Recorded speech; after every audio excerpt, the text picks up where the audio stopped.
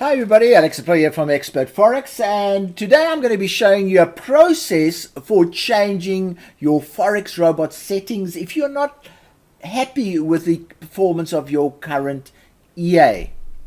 Now this is a fairly lengthy video because I'm going to go through the process in as much detail as I can to show you how to find improved settings for your EA. Now as an example here, I do trade quite a sizable live portfolio, and in one of the portfolios is the make money conservative settings for the 4-hour time frame, and the PNP means I'm actually using the settings for the plug and play settings. So I'm complying with those particular settings, and the trading has been going most probably not 60 days, most probably closer to 50 days. The results are mediocre at best.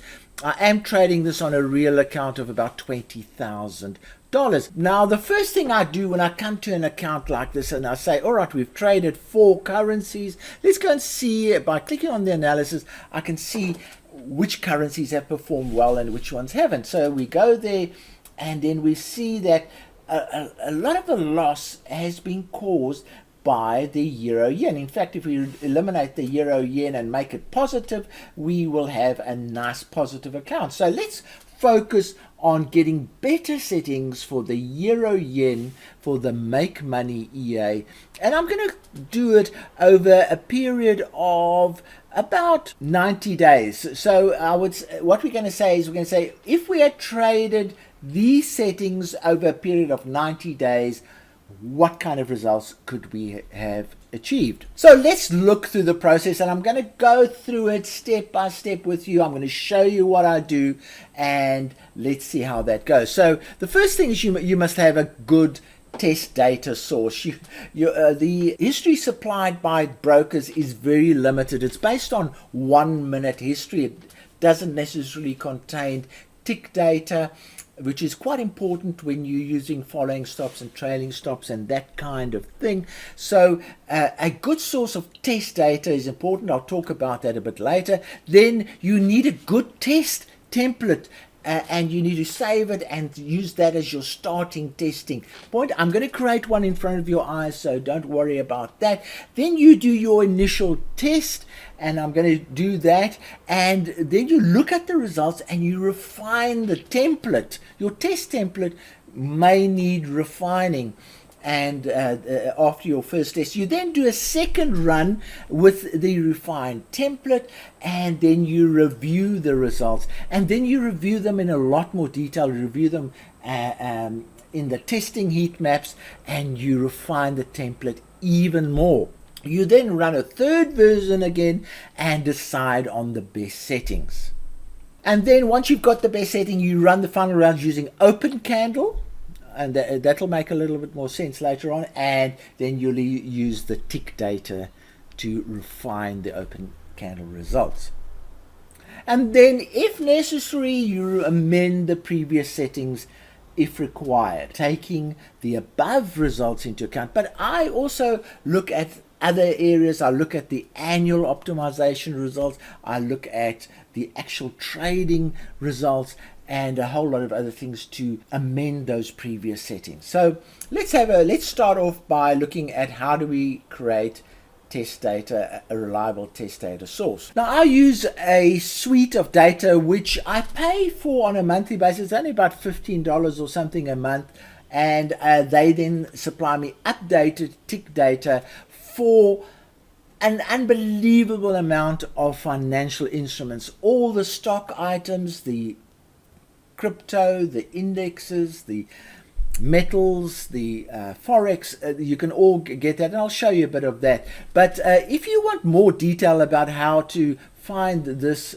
tick data, also the quality is very high, you can just go to this particular link and it will take you to the site. You can do a free test of this data, I think for 2 weeks. So it's fantastic. You can test it, you can put it, implement it, and that type of thing. And if you think it's good, then you can certainly just pay your monthly fee to have it updated on a regular basis. So I'm not going to repeat the process as it's already been shown in this video. This was a popular video, over 10,000 views it has had. So what I'm going to do now is I am going to log in to another computer that I have, which I use for testing purposes, and that computer is actually located elsewhere, and I log into it using TeamViewer. So I'm going to do that right now. Okay, I'm into the computer. I'm currently using this computer exclusively for optimization runs and test runs, and I've got only 3 platforms loaded. You can load a whole lot and do a whole lot of optimization runs all at the same time. Just to give you an idea, this has got a 32 gigs of RAM. It's a pretty fast computer, 3.6, but it can upgrade to 4.5 when it's working, and it is experiencing a load. So it's a pretty, and this is an off-the-shelf computer. You can actually just buy it and use it off the shelf. So it's an off-the-shelf computer. I'm going to start a brand new test. So I'm going to use test number 2, and let's open that particular one.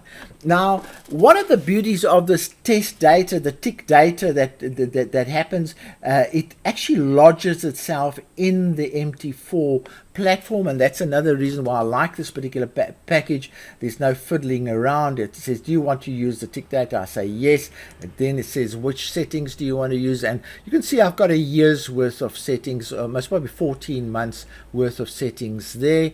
And I'm going to test the euro yen, so I'll just refresh it to make sure that it's up to date. The broker that I'm using here has a GMT offset of 0. So in other words, it is a GMT broker. How you know that is you go and look at the market watch over there, and then you see the time of the server of this broker. You then just Google what is the GMT time right now, and it will tell you the GMT time, and I did that, and those are exactly the same at the moment. So I just set the GMT offset as 0, and then I just say OK.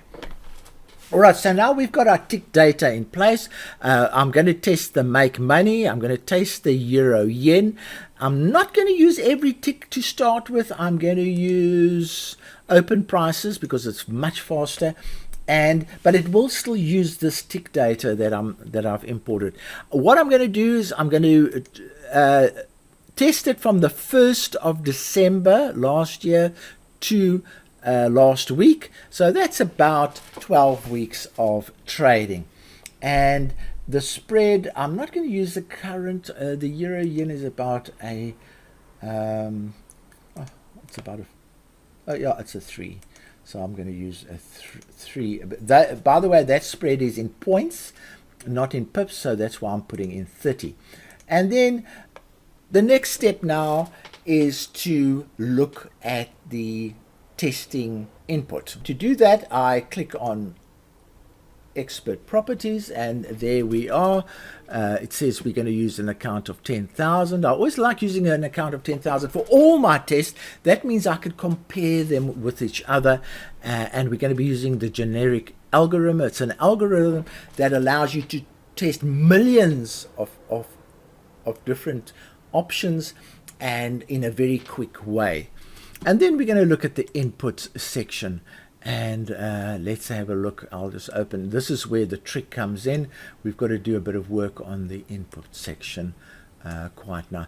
All right, so what we want to do is we want to set up a test to run to say which settings would have worked the best over the last 90 days or so. So here are the default settings that are in there. Now, because this is the test system, it has a start column, a step column, and a stop column. So you're talking to the computer, and you're saying start at this value, increase it by that much every step, and then stop when you reach this value. And I'll set it up as we go along. And so it's got the default ones in, and I'm actually going to now create a test sheet. Now, all a test sheet is really just saying what values do you want me to test. So I'm actually going to just test, set up some values here, and I'm going to start at 5 with steps of 5, and I'm going to go to 80. So it's going to test 5, then 10, then 15, and it'll stop at 80. Then here, I'm going to actually start with 4, and that makes sure that I don't have too many similar values. I'm going to increase it by 5, then I can't have any, and we're going to go to, for this case, 79. So it's the same amount of tests, but they can never overlap. Okay, so the ADX value, that is the period. I'm going to go from really quick 4, and I'm going to go to, and we can increase it by 4, and we can go to 52. Let's go to 52. If you get this wrong, the EA will, the test results will tell you you've got it wrong. So don't worry if you've got it. So I'm going to do the ADX trigger. The ADX trigger is less complicated. I'm going to start at 10, go for 5, and I'll just go to about 50. That's fine. All right, so I'm not going to test these. I don't actually use those, so I'm not going to test them at all. Maximum spread, I'm not going to test. Maximum open trades, yes, that's a pretty critical one for the make money. 10 is fine. So I'm not going to optimize that. If I do optimize it, it's going to tell me trade 50 open trades. We want to limit our risk, so I'm not going to optimize that. No need to optimize those ones. So then the testing ID is always on 0.01, because that represents dollars in most cases, and the pips are then equal to the dollars, and you can then compare again. If you're using 0.01 for all of your tests, you can then compare test from test.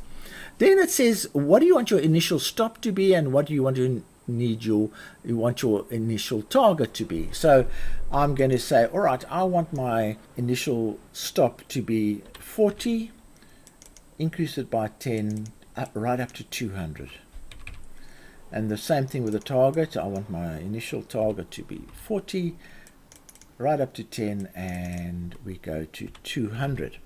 All right, so we're starting to build our test sheet. Move stop loss to break even. At what point do you want to move your stop loss to break even? So that would be round about, let's say, 50, and we test it all the way up to 100.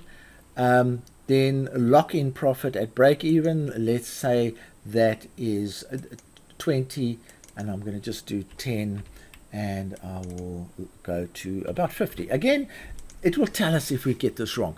The trailing stop, when do we want the trailing stop to start? I'm also going to go for 50 here. I'm going to go for 10, and I'm going to go up to a bit further than the break even. I'm going to go up to 150. And then the trailing stop stop loss, size wise, I'm going to go from 30 to 80. That's good. Trailing steps, I'm going to keep at 10. Then we've got a dynamic stop, and dynamic stop start at profit of what? So we want to start, let's say, at 30, and then let's just test it up to 80. And a dynamic stop stepping, I'm going to just hard code that for 10. I'm not going to test it stepping as well. And then the dynamic target, start at a loss of, so in other words, it adjusts the target. So we're going to go for start at a loss of 10, and we'll go up to 60. Oh, that's fine. Dynamic stepping again, always 10. I don't like fooling around with that one. And then it's going to ask us, what time of day do you want to trade? Now to test that, you start at 0, so you start midnight, you add a 1, and stay 0, add 1, and then you go to 23. So then you've covered the start part of the entry. Then the until side, I go from 1.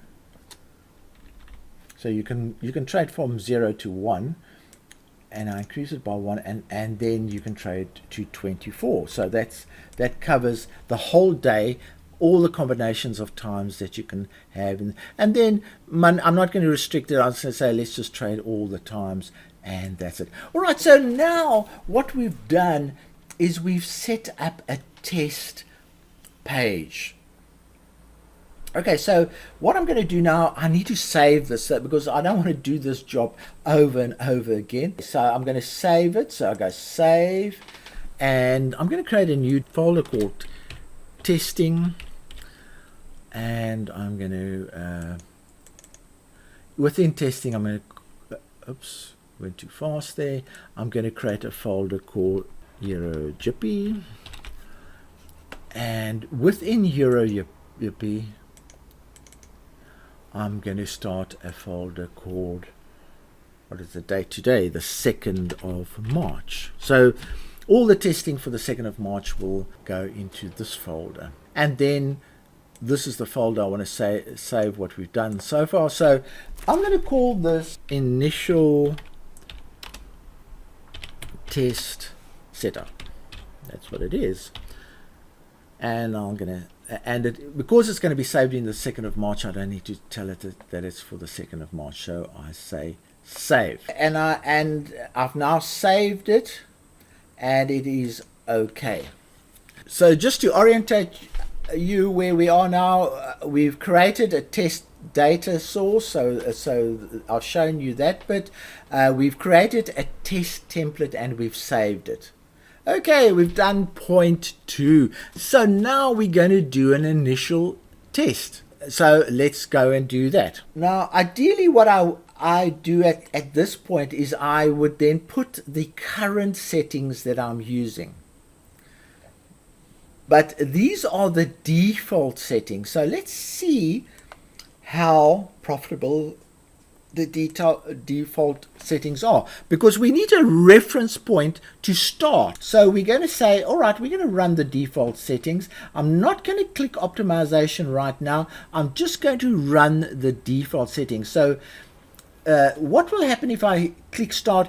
It hasn't set up a test run yet. So it will start setting up a test run when I click on a test database, and then it will start running. So I'm going to just click that. There you see it's generating historical files, and once it's finished there, it will actually run the test. Okay, now it actually failed because you can see there's no results there. So it's failed. So what I do is you go to the journal and you look through here why it's failed. And I can just see very quickly it says setup problem, DL imports not allowed. So there are two places where the setup DLs are located. In the normal, here's the normal one, you see allow DL imports, it's ticked, so that's not the problem that I have. Now I go to tools, options, and we look at expert advisors, and look at that, that's unticked, allow and automatic trading. So so those weren't ticked, and that's why it's complaining. Now if I run it again, hopefully it will be fine. Okay, we're ready to go. All right, that did it very quickly. You could see it was in a blink. So this is telling us that if we use the default settings, we would have made $1,400 loss. So the default settings not too great for this particular period that was traded. So what we're going to do now is we're going to run these settings. Now, in order to do that, we have to click what we want the computer to optimize. So we'll just click. Oh, there we are. I have clicked all the ones that we want them to optimize. Just double checking. Dynamic stop. All done. Okay, so that's okay. Let's start the optimization run. So I'm going to do this on open prices because it's the fastest method, and then what we do is right at the end we convert it to tick data, and that way we save a lot of time. So now it's going to run. Now let's have a look at what actually is going to happen. It's testing, and I can't even pronounce that in millions. There are just millions and millions and millions of variations that it's testing, and it is only going to test 10,000 of that because we're using that clever generic algorithm, and it has already tested 4,000 of these alternatives. So it just shows you the thing is pretty fast. It's a fast computer, but the testing process needn't take you days and days and days. There we are. We'll most probably be finished in the next while. Okay, so it stopped a little bit short of the 10,000, and let's have a look at the results. So you click on optimization results, and we sort them in profitability order. Now already it has produced a profitability figure of $3,600, and remember we're only testing 3 months, so that's $1,000 a month. And what I'm going to do, what you do is you click on it, right click, and set as input parameters. So what it will do is it'll take the settings from that result and replace the previous settings. So what we do then, before I start doing anything, to double check it, I run this without optimization, and I should get the same number as that. So let's just run it. Whoops, very quick. Okay, we've got the same number as that. Okay, so I'm not too worried about quality now at this stage. Basically, it's saying to me I needn't have gone all the way to 80 and all that kind of thing. The very first setting was a good one for the moving averages. So I can actually reduce this run by, let's reduce it right down to 12. And I'm going to reduce that right down to 13, maybe 11. Okay, then it said the ADX number that it liked was 4, and that is the 4. So I'm going to do the same thing. I'm just going to go right down to 12.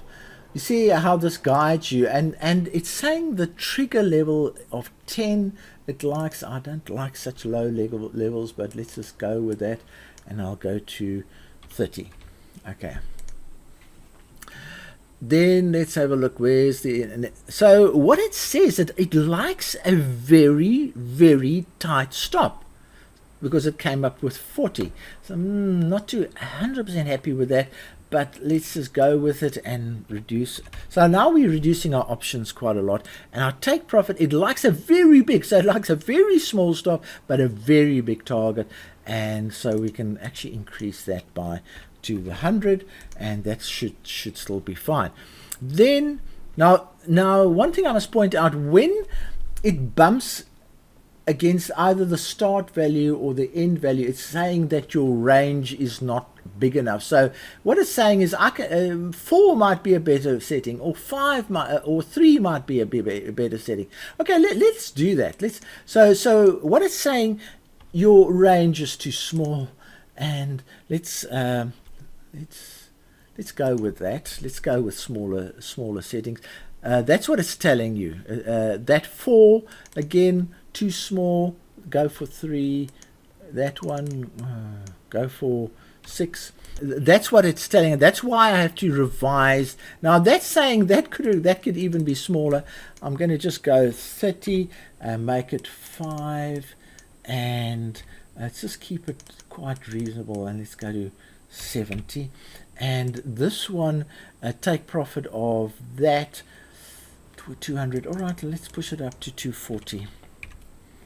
So I'm also, can you see I'm making some of the ranges smaller, but I'm also making some of the and I'm shifting the ranges to where it likes them to be. Now 60 is in between what we tested, so we don't need to do anything there. We can make it a bit smaller, and 30 is in between that range, and we'll just leave it as it is. Trailing stop 50.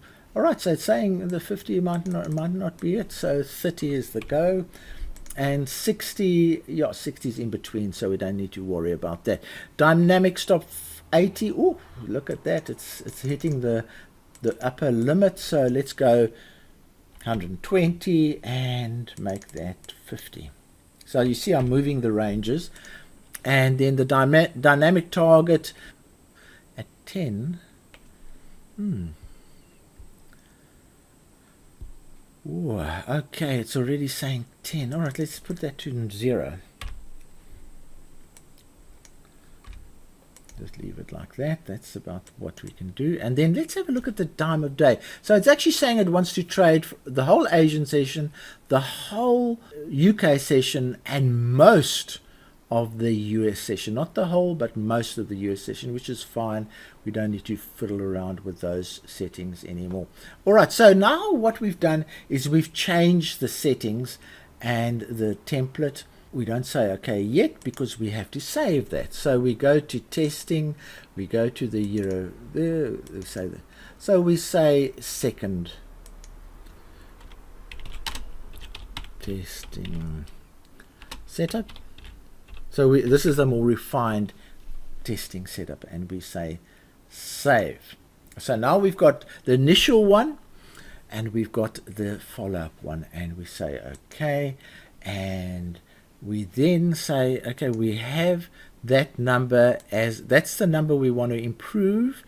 Let's see if we do it with the second optimization run. Now these runs run fast, so let's have a look. So it's testing a few less millions, but it's still testing a whack full, and let's see if we improve on our 3,600.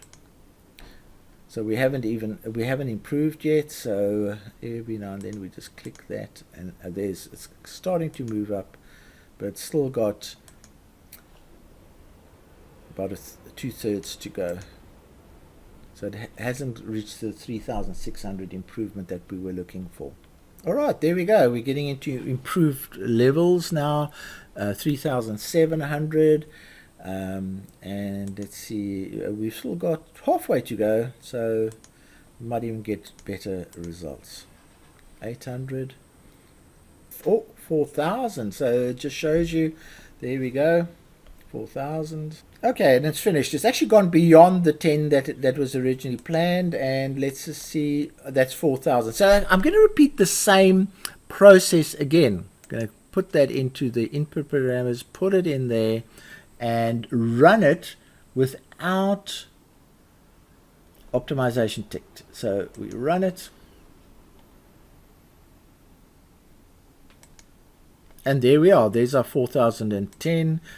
Yeah, so that's close enough, and we have our new best results. So let's go there. Okay, just to remind you where we are now, we've run the initial test, we refined the test template, and we've run a second version of the test template. I've saved it as the second template. Now I've also saved the results to the new template, but we now have to review the results in heat map format and refine the test template if necessary. So let's have a look. Now this is a very important part of the testing program that very few people actually do. Now you'll see here's the optimization results. There's the optimization graph, and what we're going to do is we're going to run through the setting combinations, and I'm just going to do the moving average period on the left, and then the moving average period at the bottom. And what it's telling us is it likes settings. Now if you look at this graph, you'll see that this area here has the most profitable settings. So it likes settings of 4 to 6, or 4 to 7, 4 to 6, 4 to 7. So the settings that we've got of 5 and 4 fall smack bang in that area. So what we're saying is we have actually got room for error. In other words, we've got a safety margin because all the settings we're using are surrounded by other profitable settings. If it was surrounded by white blocks, then it would be a risky setting, and then we might want to move the setting to a more one that's surrounded by other profitable settings, but we don't have to do that for the moving averages. So let's move on from the moving averages. I'm now going to look at the ADX period and see what it likes and the trigger level. Okay, so it's telling us don't go over 7, and then you're starting to see go into white patches and light patches. All of these areas are pretty good. So you can't miss. If you have a setting in there, even if you get it wrong, it's still going to be profitable if you this whole area. So from 3 to 6 and from 6 to 30 are very, so it's saying the ADX, you can get the ADX wrong quite a lot and still be profitable. So that's what it's saying, and it's saying that the settings that we've got are pretty good. Let's have a look. They are 3 to 16, and if you look on the actual graph, it is 3, which is over there, and 16 is over here. So it's surrounded by profitable settings. So this is an important part that people don't actually do very much. So let's have a look at the next settings that all right, the initial stop and the initial target. Okay, so again here it says don't go into these areas. Please don't go into these areas. We want stops to be small, and this is in fact where the stops are that we've got at the moment, and that's what we also want the targets to be more or less in this area. So this is a pretty good area, again surrounded by green. You know, we don't want to be in this area where we're surrounded by white. So overall, the settings that we've come up so far are pretty robust. Break even, those are less important, but we can have a look at that. A break even and I'll do the break even and trailing stop at the same time. Again, you know, we can go quite wrong with these ones and still be profitable. So this is the settings we've come up with are very robust. They don't want to go over 80 for the break even profit. So let's see what is our break even profit. Break even profits, it doesn't want to go over 80, so we right there with the 70. So this is how you check your settings to make sure that you're happy with them, and if you're not, you can move your settings to better. Dynamic stop, let's go and check the dynamic stop and the dynamic target. Okay, again, we've just got so much room for error. You know, we've really and the reason why all of these are green is because I narrowed those search ranges down. Did you see how I narrowed them down? But what that's done is it's given us an opportunity to get more robust settings. And then what's the last one? The start time and the end time. Now that doesn't look good, but let's just have a look. I don't know if I've got it right. All right, so this is not good, because can you see that these settings are not surrounded by robust settings around here? They basically saying that you've got to start very early. That's your best chance of success, and you've got to end sort of in that area, which is 1700 hours, and you've got to start around about 1-2 hours. Now I think these are not robust.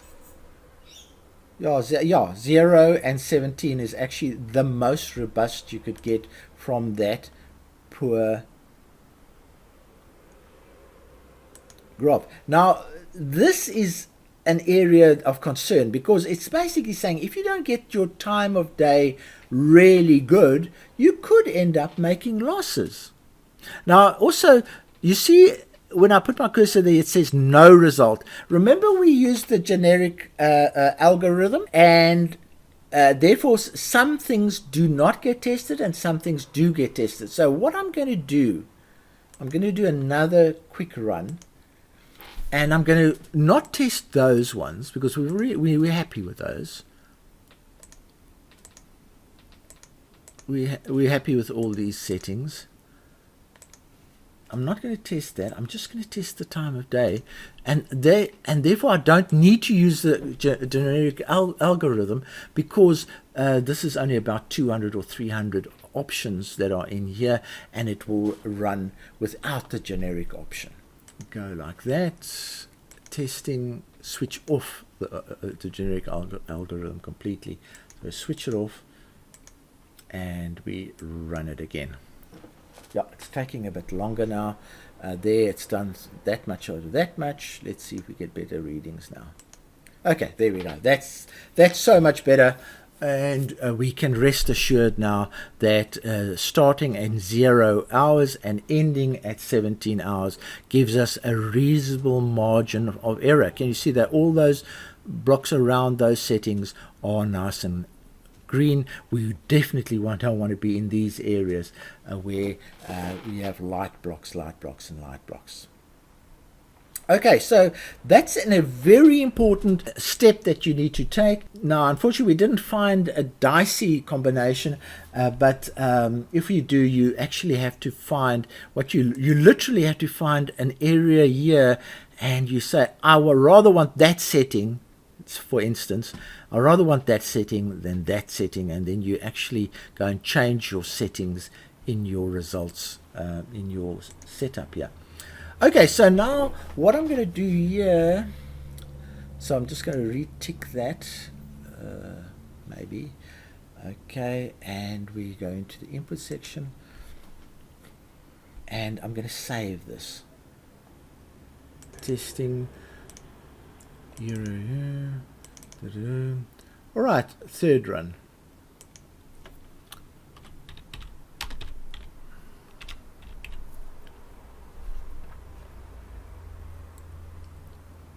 Save.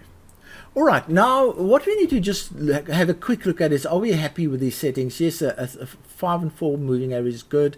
ADX of 3 and trigger level of 6 are very fast, but that's also good.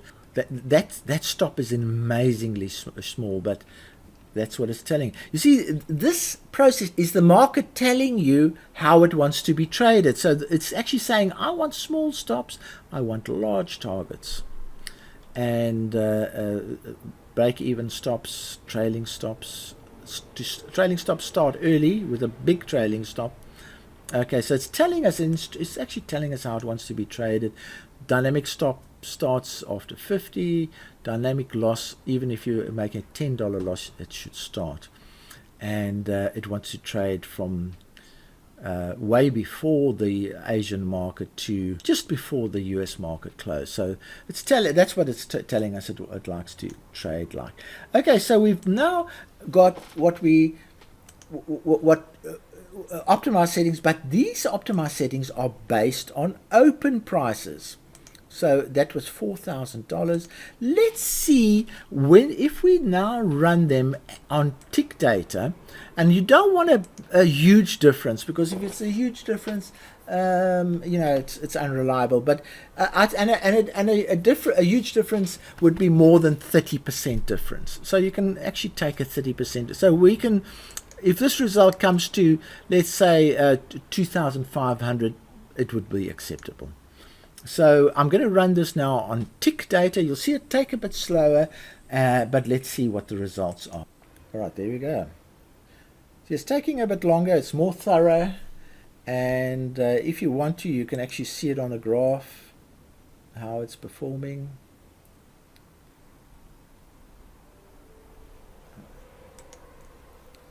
That type of thing. And let's just see how far. It's still got quite a way to go, and hopefully it will be reasonably close to the 4,000 that we got. As I say, about 3,500 will be acceptable. Okay, it's almost finished, so let's have a look. Boom. Okay, that's finished.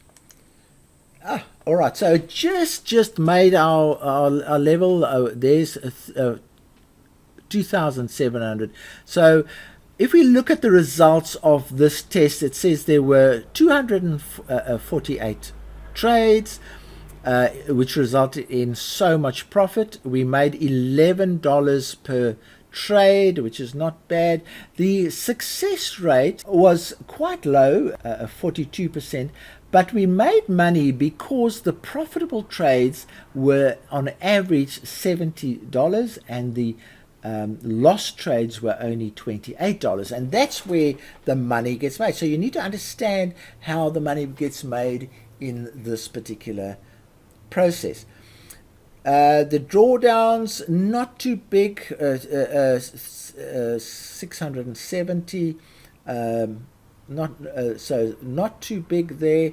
And if you look at the chart, it's not the greatest of charts. Let's just pull it up a bit. Okay, so it made a bit of a loss in the beginning and then came right, and then it just ambled up all the time, going up. Now the good thing is, you know, this green line is actually the equity line. So what it's saying is that in the majority of cases the equity was in fact higher than the balance line, which is the blue line. In other words, it was more profitable overall than when it was actually all the transactions were closed. That's what it's basically saying. It's not the greatest of charts, not the greatest of equity charts. It's because the success rate is so low. But there are certain forex trading techniques that say that actually flourish on low success rates but high returns, and this is exactly it. So what we're now saying is that this set file that I have now, this particular set file, the third version, is probably the settings that I will be using in the next version of the plug and play version, or even just that will be available to club members. It's based on the last 3 months. And why is that important? As we saw in a previous video, the volatility of currencies is dropping tremendously. It was 140 pips up a year 5 years ago, and this is the euro, and it has gone down right down to 40. Now, by using history that goes up here, it's inappropriate for that kind of volatility. So that's why we're using shorter term volatility to optimize price action that is more relevant to the current volatility levels for a particular currency. It's no good going back 5 years and optimizing your EA on volatility that's absolutely not appropriate to what is going on right now. Okay, so let's go through the process again. We've done all these steps in this particular video, and we've done the test data, we've done we've created a test template, we've saved it, and we've then redone and then done the first run, and we've refined that template, and we've saved the second version, and we've then run it again, and we looked at the heat maps to make sure that we're happy with the settings that have come out. We've then run the third version again. We've decided on the best settings as a result of the heat maps. We're pretty happy. We've run the final version running the open candle method, but then we converted that to the tick data. Now the income dropped considerably there, but it's actually a more accurate using tick data, and the tick data version still gave a good return. $2,500 on a $10,000 investment is not bad at all over a 3-month period. And then what we're going to do now is we're going to take those new settings and we're going to put them into the EA and run those new settings. So what happens after that, you might ask? If those settings produce the goodies, in other words, they improve profitability considerably, then we just leave them. While things are going well, you just leave the settings and let them run. When they start making a small dip, we repeat the same process that we've just done, and we redo it, and we then come up with amended settings, and we don't automatically just change it to those. We look at the difference between those settings and the settings that we're using now, and try and figure out why the new settings are better than the old settings, or vice versa. So that's the whole process of coming up with better settings all the time.